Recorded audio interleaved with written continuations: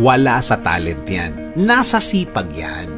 Sa ating buhay, marami tayong kilala na mga tao na magaling naman. Grabe ang talent. Grabe ang mga abilities nila. Minsan, nagugulat ang mga tao sa paligid niya na may kakayanan pala silang ganon. Kaya pala niya ng ganon. Pero bakit ganon? Bakit ganon ang kalagayan niya sa buhay? Bakit parang hindi match? Bakit parang hindi niya mapakinabangan ang talent niya? Kasi nga, wala sa talent yan.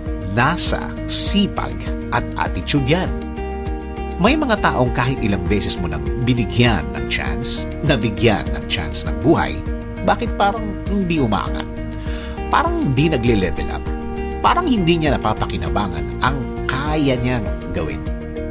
Di nga ba, sabi nila, hard work beats talent when talent doesn't work hard. Kailangan talaga ng tamang plano at approach sa buhay na ito. Gamit mo ang iyong talent. Kung hindi, walang mangyayari niyan. May mga pagkakataon naman na nakikita mo na walang katalent-talent ang isang tao. Pero nakikita mo na gusto talaga niyang matuto. Gusto talaga niyang mag-focus.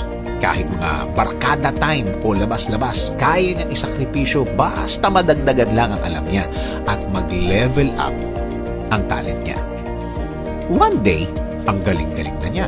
Magugulat ka na lang na nag-iba ang mga kaya niyang gawin. Nadagdagan pa! Dahil yon sa mga ibinigay niyang panahon para mas mag-level up siya, para mas mahasa o mahone pa niya ang talent niya. Nag-focus siya at sinabi niya sa sarili niya na hindi siya titigil hanggang hindi niya nakikita ang sarili niya na naabot na niya, na-reach na niya ang pinakamagaling niya through his or her talent. Nakakalungkot na marami tayong kilala na may talent na tamad. Parang ang galing-galing na niya. Feeling niya, hindi na niya kailangan mag-level up pa. Ayaw magpaturo, ayaw magpa-guide. Saksakan ng yabang. Well, totoo naman, kahit naman napakagaling ng talent mo, kailangan mo pa rin maging humble. Hindi yan lisensya para maging mas mataas ka sa ibang tao, para mas maging VIP ka all the time. Nothing beats hard work, ika nga. Kahit napaka-talented na mga katapat mo o kaya kalaban mo kung saan kapag nag-focus ka, kakayanin mong patumbahin ang sino man basta may sipag at tiyaga ka lang.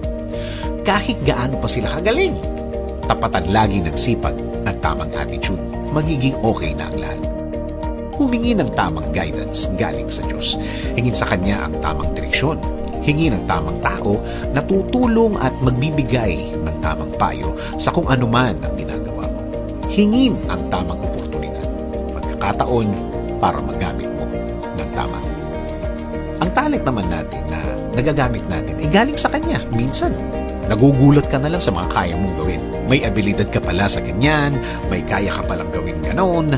Since na siya ang pinanggalingan ng talent natin, siya din ang may alam kung paano ang gagawin dyan.